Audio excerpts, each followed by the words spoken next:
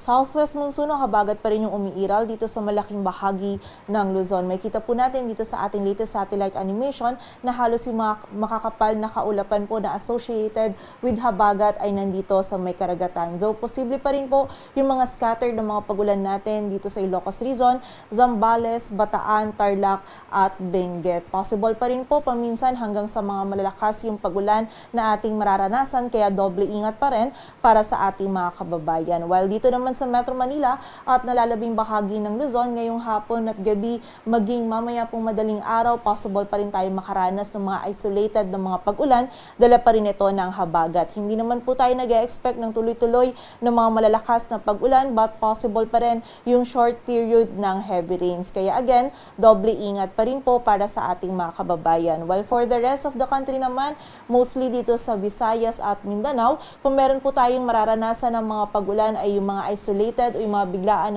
at mga panandaliang pag-ulan po, dala naman ng localized thunderstorms. And yung low pressure area naman na minomonitor natin sa labas ng ating area of responsibility, kaninang alas 8 ng umaga ay isa ng ganap na tropical depression. Huli itong namataan sa layong 1,205 kilometers east of Eastern Visayas. Taglay nito yung lakas ng hangin na 55 kilometers per hour malapit sa sentro at pagbugso na umaabot sa 70 kilometers per hour. Northwestward po yung pagkilos nito sa bilis na 10 kilometers per hour, and posible po itong pumasok sa loob ng ating area of responsibility within 24 hours, ngunit hindi po natin nakikita na makakaapekto ito sa anumang bahagi ng ating bansa. At base nga dito sa ating latest forecast track analysis na itong minomonitor natin na tropical depression na may international name na Haishen, in the next 12 hours po generally ito ay kikilos pa west-northwestward at posible din ito mag-intensify into a tropical storm. Possible po mamayang gabi or bukas ng umaga ay papasok ito sa loob ng ating area of responsibility at bibigyan natin ng local name na Josie. So after po ng 12 hours, may kita natin na posible itong mag-downgrade into a tropical depression at magiging mabilis lamang po yung paglagi nito dito sa loob ng ating area of responsibility. Possible by Wednesday ay lumabas na din po ito ng PAR at mag-downgrade pa into a low pressure area. So during the passage po nito or yung paglagi sa loob ng PAR is wala po tayong nakikitang magiging epekto nito sa anumang bahagi ng ating bansa.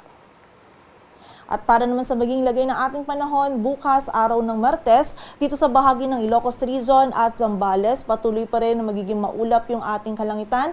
May mga scattered na mga pag-ulan pa rin tayong mararanasan, dala ng habagat. While dito sa Metro Manila at nalalabing bahagi ng Luzon, magiging bahagyang maulap hanggang sa maulap po yung ating kalangitan. Pagsapit po ng hapon at gabi and also by early morning, possible po yung mga isolated pa din ng mga pag-ulan, dala pa rin po ito ng habagat. So kapag po tayo ay lalabas, huwag natin kalilimutan yung mga pananggalang pa rin natin dito sa mga pag-ulan na ito.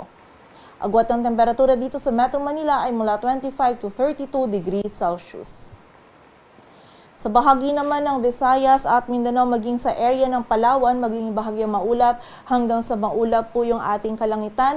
Possible pa din yung mga isolated o yung mga biglaang pag-ulan, pagkilat at paggulog dala ng localized thunderstorms. And during severe thunderstorms, posible pa rin po tayo makaranas ng short period ng malakas na pag-ulan, kaya doble ingat pa rin para sa ating mga kababayan. Agwat ng temperatura sa Cebu ay mula 26 to 33 degrees Celsius at sa Davao naman ay 25 to 33 degrees Celsius. Sa lagay naman ng dagat baybayin ng ating bansa, wala po tayong nakataas na gale warning, ngunit pag-iingat pa rin po para sa ating mga kababayan na maglalayag dito sa may western section ng Luzon sapagkat magiging katamtaman hanggang sa maalon pa rin po yung lagay ng ating karagatan. Para naman sa 3-day outlook ng mga key cities ng ating bansa from Wednesday to Friday, nakikita po natin na southwest monsoon pa rin yung iral sa western section ng Luzon. Dito po sa Metro Manila, magiging bahagyang maulap hanggang sa maulap pa rin yung ating kalangitan. Ngunit pagsapit ng hapon at gabi and paminsan din sa early morning or madaling araw, may mga isolated pa rin po tayong pag-ulan na mararanasan, dala ng habagat. And posible pa rin po yung short period ng malakas na pag-ulan, kaya pag-iingat pag-iingat pa rin para sa ating mga kababayan. While for the area naman ng Baguio City, by Wednesday, meron tayong mga isolated na mga pag-ulan, but by Thursday or at Friday, mas mataas na po yung possibility ng mga scattered na mga pag-ulan, pagkilat at pagkulog. Dala pa rin po ito ng habagat. And for the area naman ng Legazpi City, may mga isolated na pag-ulan po tayo, dala ng localized thunderstorms. Agwat ng temperatura sa Metro Manila ay mula 26 to 33 degrees Celsius. Sa Baguio City ay 16 to 24. Sa Legazpi City naman ay 25 to 32 degrees Celsius. For the area naman ng Metro Cebu, Iloilo City at Tacloban City, magiging bahagyang maulap hanggang sa maulap po yung ating kalangitan. Kung meron tayong mararanasan ng mga pag-ulan, mostly yung mga biglaan, ngunit panandali ang pag-ulan lamang po, dala pa din ng localized thunderstorms. Agwat po ng temperatura sa Metro Cebu ay mula 25 to 32 degrees Celsius. Sa Iloilo City ay 24 to 33 at sa Tacloban City naman ay 25 to 34 degrees Celsius.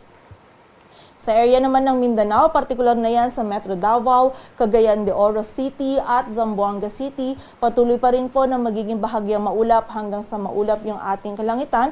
Kung meron tayong mga pag-ulan na mararanasan, mostly po mga isolated na mga pag-ulan sa hapon at gabi, dulot pa din ng localized thunderstorms. Agwat po ng temperatura sa Metro Davao ay mula 25 to 33 degrees Celsius, sa Cagayan de Oro City ay 25 to 33 at sa Zamboanga City naman ay 24 to 34 degrees Celsius.